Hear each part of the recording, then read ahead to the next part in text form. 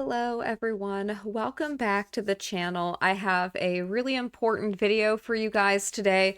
I do apologize, I still don't have my tripod fixed, so I did get word that the head has been fixed though, so I'll be back on camera in just a few more days here, so bear with me, I won't be on camera for this video, but I attended the sentencing of Ray Epps, and there was only a few of us there. There was less than maybe 12 people in the gallery in attendance, and I want to give you my personal perspective of what I saw at Ray Epps' sentencing because it was wild. Talk about a farce. Before I bring up my thread covering it, which by the way has garnered at this point, I think 500,000 views because nobody showed up for this and got the in-person perspective there. So everyone's reading from the sentencing memo. Well, if you weren't there in person to witness what happened, you're not getting the full story, so stick with me, please. We are going to touch on a few things. We're going to set the stage here to remind people of who Ray Epps is. For those who don't know, Ray Epps is an older man, I believe a boomer from Arizona. He was part of the Arizona Oath Keepers. He showed up prior to January 6th. The night before, he was on video telling people to go into the Capitol. There's a famous video at this point, which we will play, of Ray Epps telling people to do that. Baked Alaska is there filming, and everybody starts chanting, "Fed, Fed, Fed." So it was just wild. And so I want to give that background for people. Here's another picture of Ray Epps. So just to remind people of who it is that we're talking about. All right, let's go ahead and get into this. Before we bring up my thread, before I tell you what I saw, I do want to bring this up because this part is very relevant. This was just announced prior to Ray Epps' sentencing. So here, this was put out January 6th. Epps' sentencing was on the 8th or 9th, I believe, maybe the 9th. We'll look at the date of my thread. Biden admin to begin arresting J6 people just for being on the outside Capitol grounds. Now may be the time to examine who removed fencing more closely. In this clip of undercover assets, the man with the bike was leaning on rolled up fencing and knew not to cross where fencing previously was. Let's play that clip real quick. So take a look. There's the rolled up fence. You just saw it there. This is the fencing rolled up by this bike.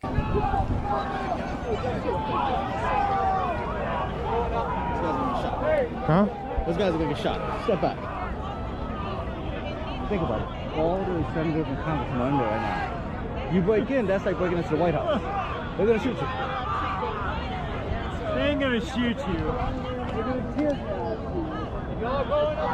you. Okay, so this is from that day. You've got the undercover MPD talking, and then protesters walking by speaking as well. Why don't you go do them? Go join them then. No, I got my bike to guard.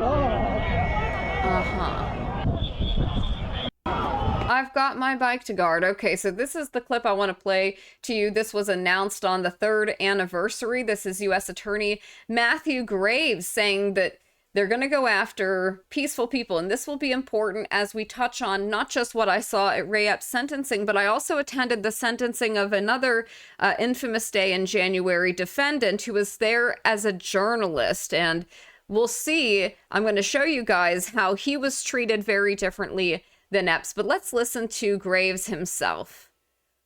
And what happened inside of the building. An important note when it comes to our prosecutions about those who remained outside the building. We have used our prosecutorial discretion to primarily focus on those who entered the building or those who engaged in violent or corrupt conduct on Capitol grounds. But if a person knowingly entered the restricted area without authorization, they had already committed a federal crime. Make no mistake, thousands of people occupied an area that they were not authorized to be present in the first place. So they're saying people who were completely peaceful, who did not go inside, if you just happened to be standing there, and remember it bottlenecked There was a bottleneck at one point with so many people that sometimes people got pushed that didn't want to go, but they got pushed forward by the people behind them because they had cordoned off certain areas. Now, I will include a link to this. Well, actually, I might not here on the YouTube platform because they always get me for posting links to things, but you can just Google, just type in Ray Epps sentencing memorandum and go ahead and read through this yourself, because this sounds like it was written by a defense lawyer, not the government, and it varies differently from every other sentencing memorandum I've seen for a infamous day in January person, defendant, and how they've been treated, how their actions have been characterized. They praise him at points throughout, and that's what I saw at the sentencing hearing. So I want to go ahead and move on from this. Just before we get into what I saw, a reminder of what happened. This is the video, the infamous video. Everybody remembers this, of why people were suspicious of Ray Epps. Tomorrow, we need to go into the Capitol. Into the Capitol. What? No! So that was Baked Alaska. You heard him go, "What?" And then everyone starts going, "No." And so he realizes that that's not getting the response he wants. So then he adds, "peacefully." Fed. Tomorrow, I don't even like to say it because I'll be arrested. Well, let's not say it. We need to go. I'll say it. All right. We need to go in. Shut the fuck up, boomer. To the Capitol. Now, this video contradicts what Ray Epps' defense lawyer said at his sentencing. I'm going to show you guys, and we're going to read direct quotes of what his lawyer said, because the government didn't push back against this. His lawyers claimed he never told people to go into the Capitol. He just said to go down to the Capitol. Well, no, you heard him emphasize the word in. He says we need to go in, and he emphasizes it. It's very clear that's what he's saying, and nobody pushed back against his lawyer's lies. They literally, I mean, if they were under oath, they would have been perjuring themselves, but of course they weren't. But they said this, and they got away with this lie at his sentencing hearing. But you know what? Don't believe your own eyes and ears. That's what they would like. Fed posting? All right. We need to go into the Capitol. I didn't see that coming. Okay. Monument Hill. Stop speaking. We are going to the Capitol, where our problems are. It's that direction. So here he is literally directing traffic and telling people they need to go to the Capitol and that is where their problems lie. You could say, and in fact, the government says it in their own sentencing memorandum for Ray Epps, and they said it at his sentencing hearing while I was sitting right there. The prosecutor goes over all of the ways that essentially Ray Epps, according to them, engaged in felonious conduct, and yet he gets he doesn't get charged. And there's something very, very important that came out also that his defense lawyers made that I hadn't really seen anybody else talking about, because again, if you weren't there, you miss all of these important details. If you're just reading from the memorandum, the sentencing memorandum, you're missing out on what happened. Please spread the word. All right, okay, but one more thing. Yeah, so can we go up there? No? When we go in, Are we going to get arrested if we leave go this up there? here. You don't need to get When shot. we go in. When we go in, he's telling people, and then you're going to see him speaking to Ryan Samsel. And Ryan Samsel is currently, as far as I know, still incarcerated, and a lot of bad things happened to him. He was put immediately in pretrial confinement in the DC Gulag, and I know that he was beaten by prison guards there, and was beaten so badly he almost lost an eye. And so watch this.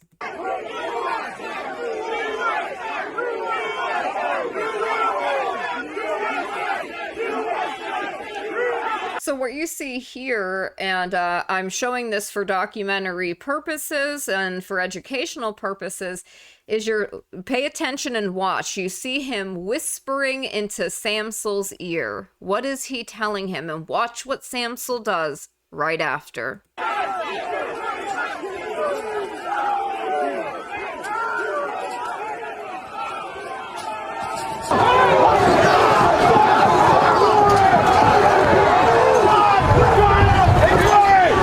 This also contradicts what they said at a sentencing hearing. They claim, the government claimed this as well. Judge Boasberg agreed, the prosecutor agreed. They all claimed that he never tried to go into the Capitol. They claimed that. But watch this video. It shows him, he whispers into Samsel's ear. Samsel starts tearing down the barricade, and then Epps lunges forward with a group of people.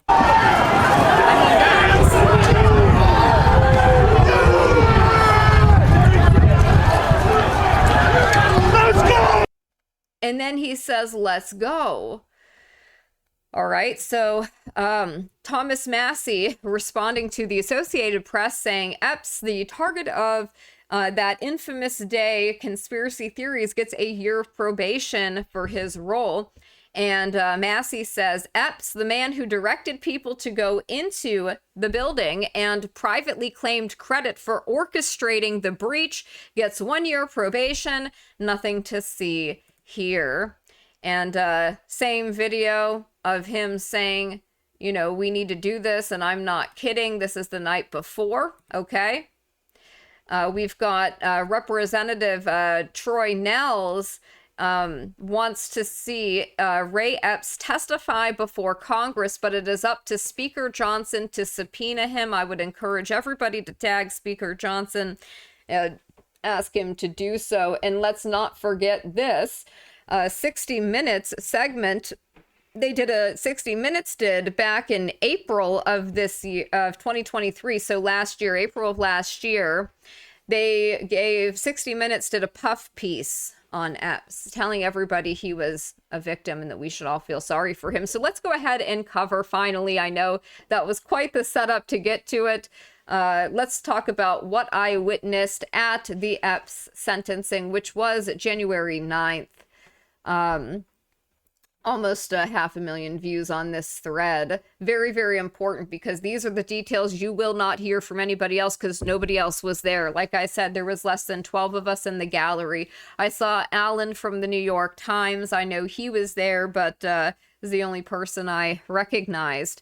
The prosecutor praised Ray Epps' quote-unquote de-escalation tactics and had a whole slideshow for it entitled, quote, attempts to de-escalate. Both Judge Boasberg and the prosecutor claimed that Ray Epps, quote, never tried to go into the Capitol, unquote. Well, you just saw the video that I played that contradicts these claims. So keep all of that in mind of what you just witnessed, and now listen to what happened at the sentencing hearing.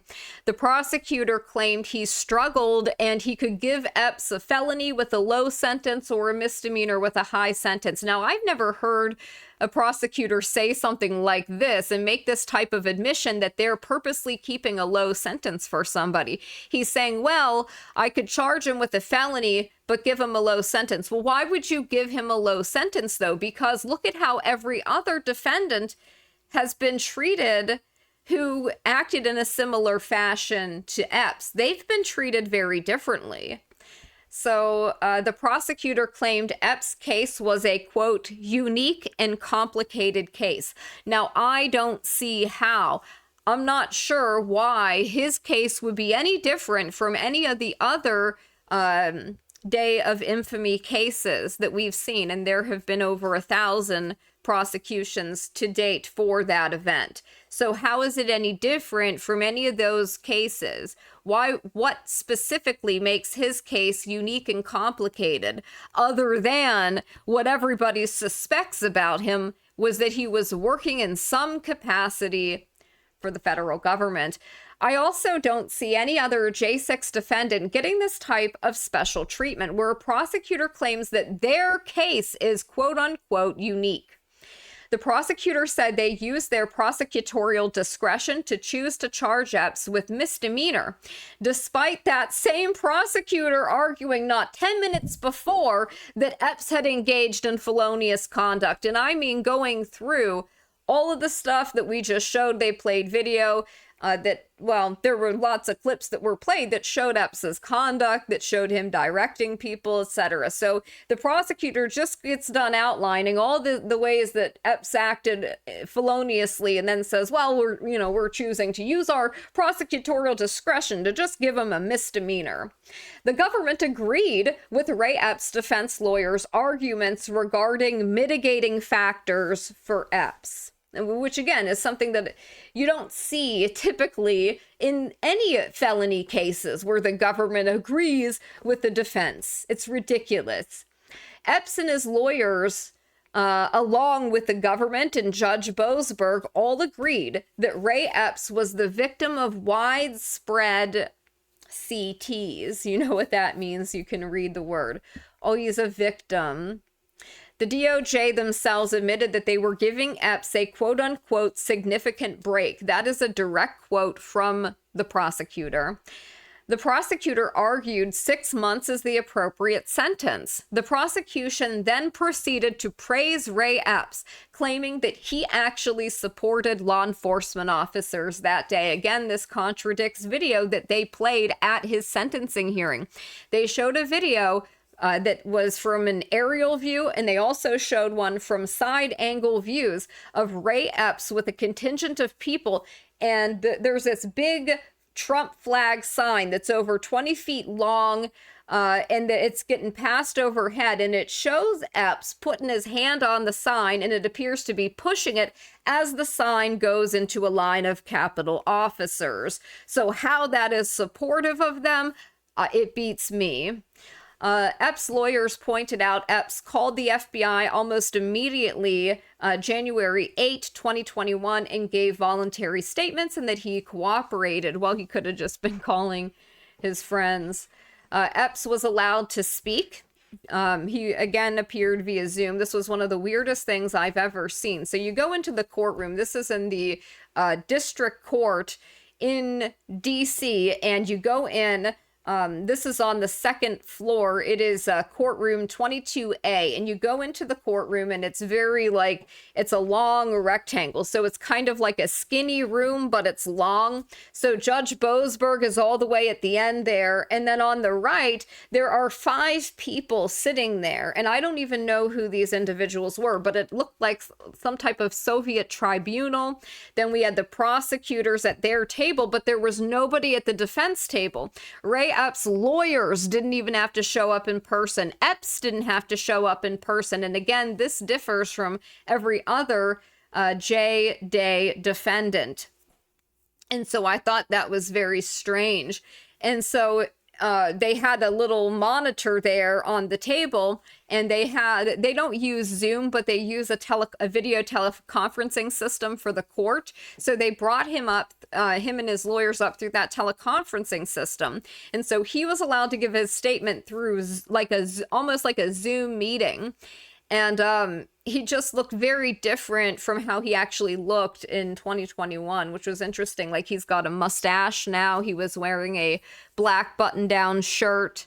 Epps was allowed to speak, and he said that the FBI had, quote, nothing to do with what happened on that day of infamy, unquote. He then went on to blame Fox News for peddling election integrity conspiracies, and he blamed Orange Man. He then said he believes that day was a, quote, insurrection. Epps' lawyers claim people called Epps the B-O-O-M-E-R slur on the 5th, the night before the day of infamy, when Epps was recorded on video urging attendees to go into the Capitol the next day. Baked Alaska and others started chanting "Fed, Fed, Fed," but Epps' lawyers claimed he was trying to, quote, de-escalate, and that Baked Alaska and others didn't listen to him. Epps' lawyers made the claim Epps, quote, just said we should go down to the Capitol and claimed he never told people to go in. The government did not dispute this claim. We have seen video evidence that contradicts this, though, and I just played you the video evidence. You see very clearly he's emphasizing the word in, and he says it numerous times. He doesn't say go down to, he says we need to go into. Epps' lawyer then made a big thing about how Epps, in a post-Day of Infamy interview with a citizen journalist, talked about what happened that day being symbolic, and I was surprised that they let his defense lawyer play 5 minutes out of a 7-minute video of him just talking, and this is directly after it happened, and he's saying, oh yeah, you know, what happened was symbolic. And then his lawyer said, oh, to Epps, it was just a symbolic amplification of his voice. I don't see anybody else getting allowed to explain away their conduct that day as saying, well, they just believed that what they did was symbolic and that this was symbolically amplifying their voice. His lawyer then made, and this is the most important point, an astounding admission. He claims after reviewing footage of Epps and his conduct that day, the government had made a formal decision in 2021 not to charge him. To charge him with nothing. They've seen all the videos. They saw what he was doing the day before, the day of. They admit he engaged in felonious conduct, but they made a formal decision not to charge him. And he claimed that, well, now that they have charged him with this little misdemeanor sweetheart deal, that he's being treated unfairly.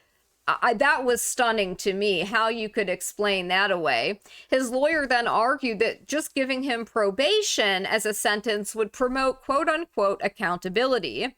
Epps, in his statement, not only lashed out at Fox News, but he lashed out as what he called the Orange Man cult, who he blames for his conduct that day and the day before.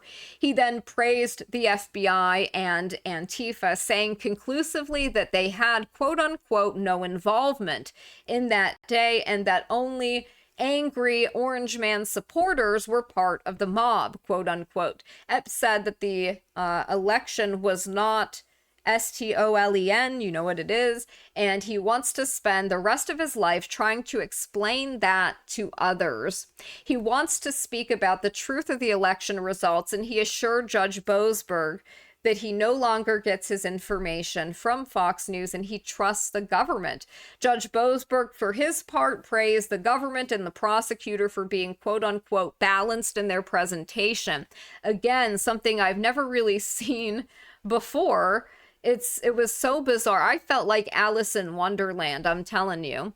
But Judge Boasberg claimed that Epps' initial conduct probably warranted jail time, like he himself admitted that it did.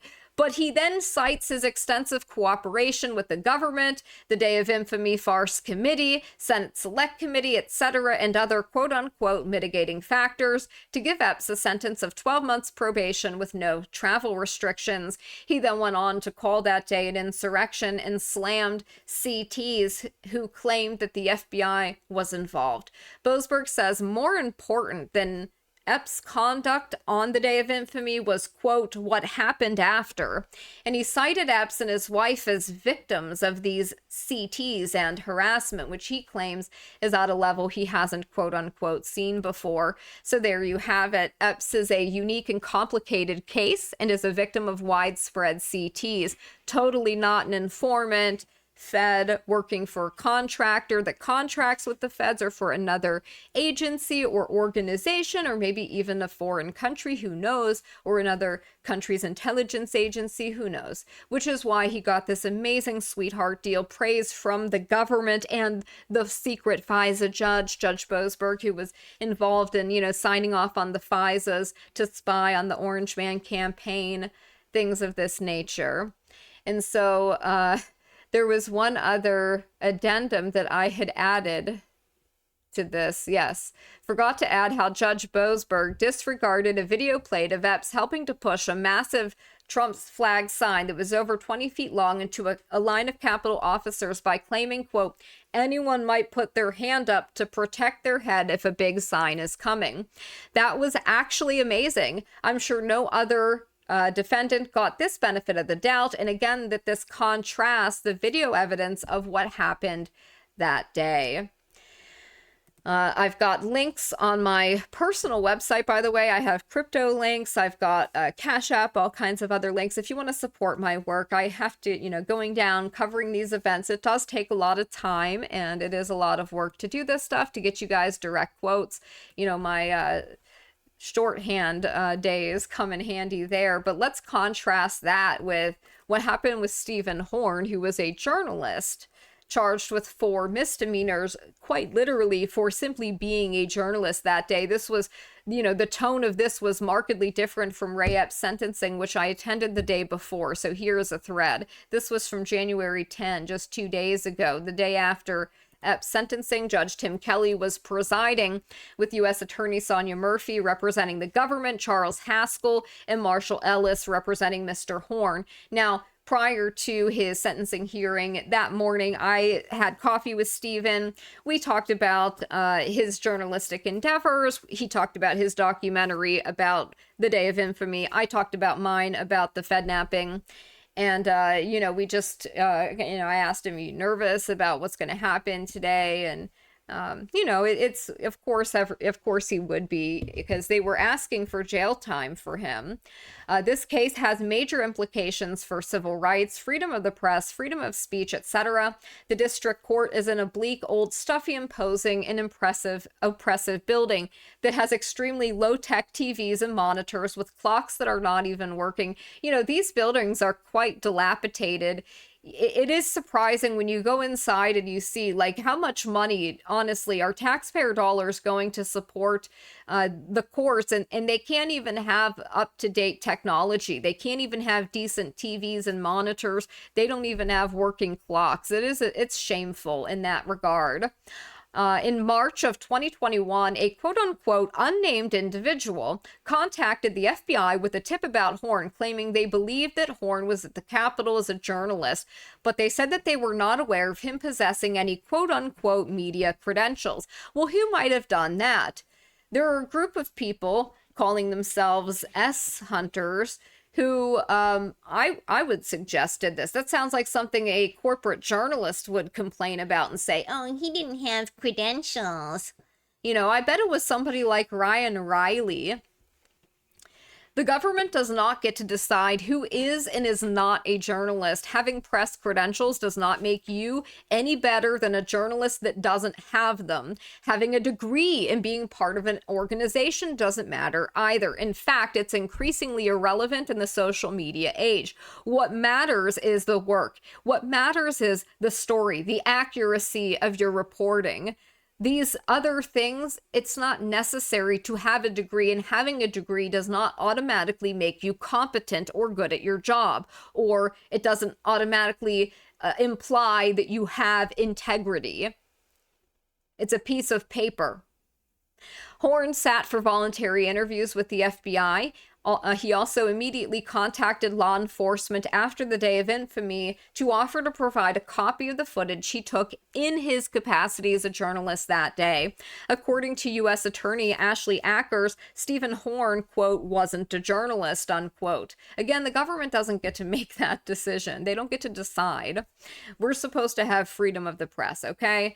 The proceeding began with Judge Kelly taking up the Rule 29 motion filed by Horn and his lawyers. Judge Kelly had a reserved ruling on that motion. In taking up the motion, Kelly said, quote, in deciding Rule 29 motions, the court doesn't come to their own conclusion and must weigh everything in the light most favorable to the government, unquote. Now, that is a direct quote. Again, it's federal court. You're not allowed to type or have electronics in there. So all of my notes I have to take by hand. And again, knowing some shorthand abbreviations makes it easy for me to transcribe quotes in real time. So you're not going to get this like anywhere else, basically, in this detail. I've not seen anybody, and by the way, I was the only person besides one other woman who attended Horn's sentencing. No journalist showed up for this, despite the fact that this would set a precedent that would affect their profession. Judge Kelly pointed out the court cannot overrule the jury decision, citing USA versus Campbell. Kelly said he sees no reason to reconsider Rule 29 motion, irrespective of Horn's knowledge of the Capitol in restricted grounds. Now, one of the issues discussed was whether the Capitol should qualify as quote-unquote restricted grounds, due to the Capitol being closed because of the pandemic rather than because of VP visit with SS detail. Horn's team claims that the grounds were closed because of the pandemic. Kelly claims that this is a jury instruction issue. Judge Kelly says that there is no dispute. Grounds were closed off, which constituted a quote-unquote restricted grounds. A Capitol officer previously testified, irrespective of closure because of the pandemic, quote, "We would have temporarily restricted grounds due to Vice President Pence's visit," unquote. Judge Kelly claims evidence in the government's case is more than sufficient to show he, Mr. Horn, knew that the grounds were closed off to the public and to him. Judge Kelly then went on to denigrate Horn's claims of being a journalist. Kelly said Horn, quote, "knew he lacked the authority to be there," and claimed, quote, "even if he was there solely to document and record what was happening as a journalist, he thought he could be there." Kelly said Horn doesn't have, quote unquote, press credentials that would give him, quote, special access to be there. Kelly said Horn has, quote, no degree in journalism and wasn't part of a quote unquote organization and wasn't being paid by a media organization for the work he did that day as a journalist. And again, these things don't matter. Judge Kelly then brought up the number of followers Horn has on social media on his journalist account. Again, none of this is relevant. The government and federal judges do not get to decide what constitutes a journalist. The government can't say, oh, if you have less than this number of followers online, you're not a real journalist. That isn't how this works. Judge Kelly said a reasonable jury could conclude that he was there, at least in part, to, quote, impede an official proceeding. Kelly then said, quote, "I have to emphasize it's not my job to weigh credibility," unquote. Kelly said the evidence was, quote, insufficient, though, to show Horn came to D.C. with a specific purpose of impeding the certification of Congress. A direct quote from Judge Kelly: "The mob didn't pick the Capitol to attack at random." Judge Kelly then mentioned that Horn was a member of numerous Facebook groups, including a group called STS, you can read that yourself, and a group called JB is Not My President. He then talked about how Horn, while inside the building that day, joined in a chant of USA, USA, USA with others. And I put a little star here with my notes. Isn't this what these event journos do to blend in with crowds they're covering? So if you're covering a rowdy event and people are all chanting, you're going to want to blend in, with the group that you're covering so that you don't stand out. And so you could argue that him chanting that was him acting as a journalist and doing what a journalist would do that day as a strategy for blending in with the crowd and keeping themselves safe. Horn, not really given the benefit of the doubt the way that Epps was yesterday, nor was he praised by the government for his attempts to de-escalate that day. By the way, I'm not correcting that typo because that is hilarious and basically true. Horn's lawyers brought up the numerous times he helped others that day, including providing medical attention to someone with his first aid kit and stopping somebody from attacking law enforcement with the flagpole. Judge Kelly hammered a recent precedent set by another Day of Infamy case regarding quote-unquote mere presence. Judge Kelly said that even, quote, passive, quiet, and non-V conduct could be quote-unquote disruptive because, quote, mere presence with a, quote, group or mob caused, quote, problems. So collective guilt and punishment. He's basically saying people who did no damage, that didn't vandalize anything, who were just quiet there, stayed within the velvet ropes, tried to get out. He said that their presence there, their mere presence around other people who acted in different ways was disruptive. So collective guilt and punishment. This goes against everything that our founding fathers and that our Constitution stands for, which is individual rights, that you don't get collective punishment. that you're given due process, etc. So basically, the government decides who is a journalist. The government decides your intent. The government gets all the benefit of the doubt. This is so absurd. There are entire countries who cannot win up against the US government, but a random citizen is expected to have a fair chance. Judge Kelly claimed a reasonable jury could conclude that since Horn joined in a chant of USA with the, quote, mob, that could constitute, quote, demonstrating that could be, quote, disrupt a proceeding. They make such a stretch to make these stupid arguments. He also mentioned Horn climbing up on something, which Horn claims he did to get a better view while he was documenting the event, again, in his capacity as a journalist. Because of these factors, Judge Kelly denied the Rule 29 motion and then moved on to the pre-sentencing report, which was just filed January 2nd of this year.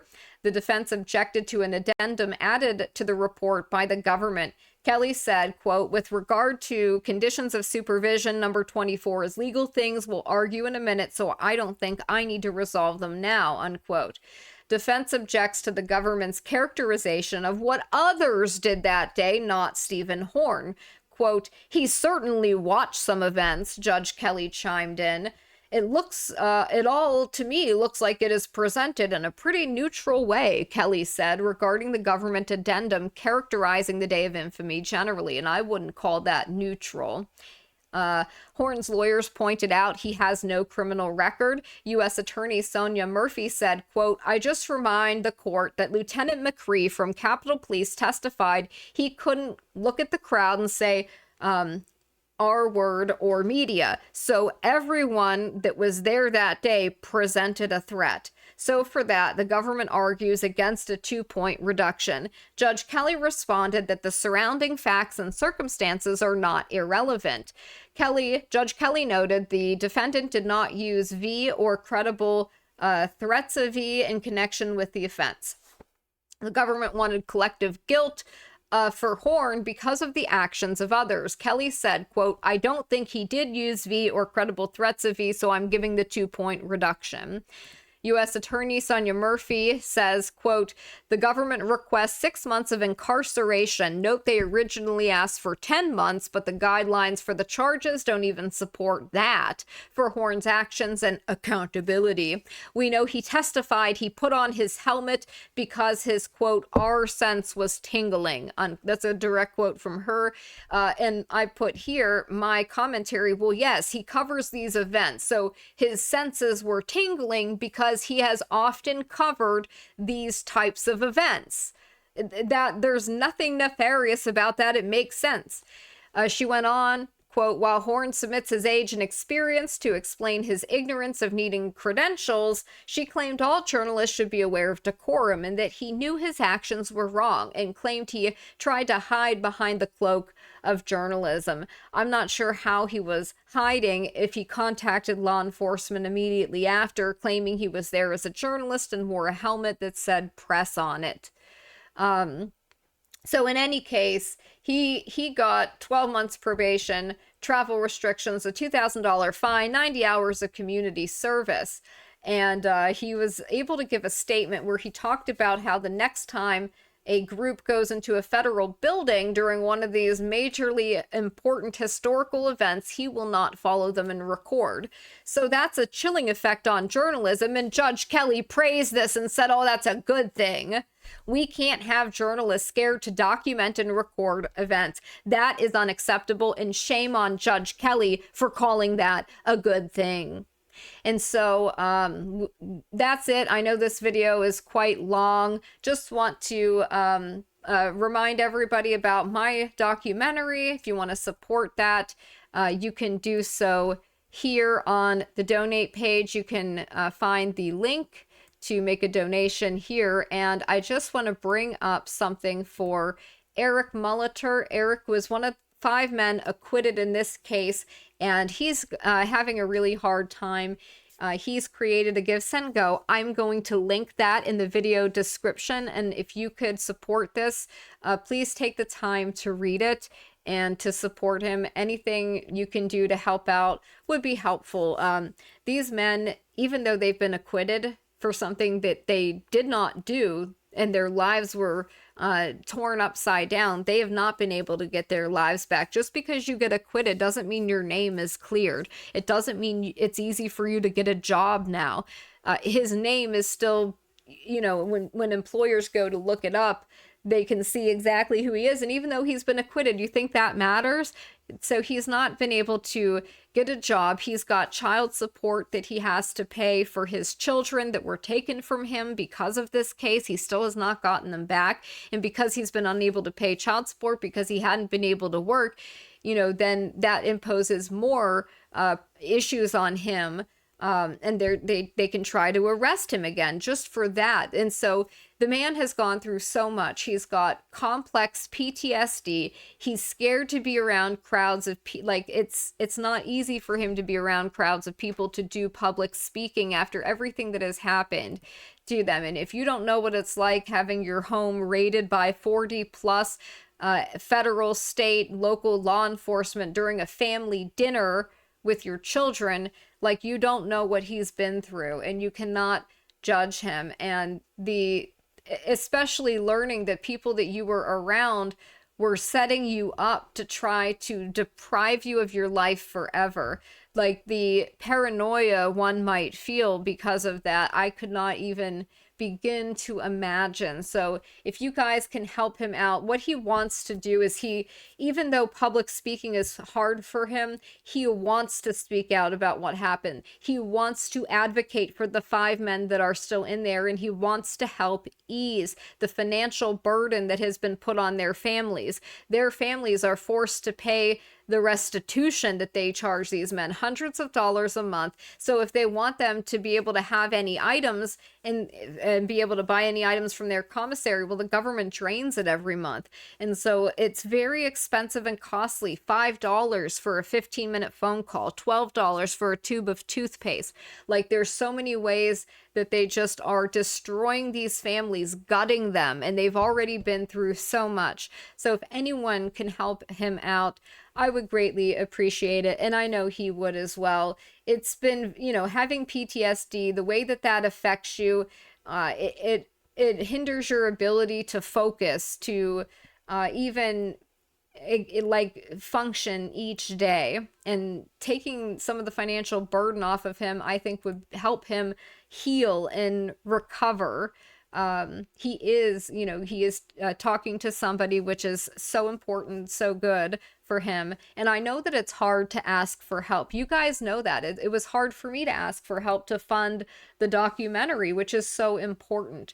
So I know that it's hard to ask for help, and I'm so proud of him for putting this out here and taking that step. And I know that you guys are going to show him that it wasn't for nothing with your support, and I will as well.